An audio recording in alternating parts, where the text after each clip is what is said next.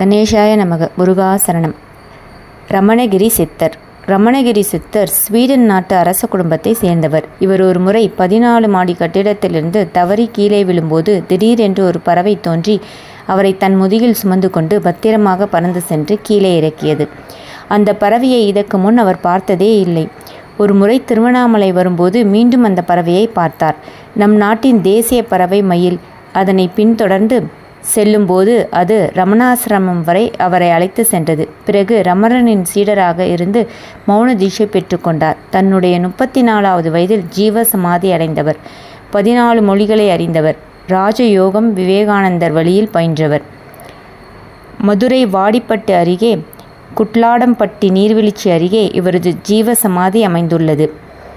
இவர் 1955 வருடம் வைகாசி மாதம் ஜீவ சமாதி அடைந்தார். நன்றி.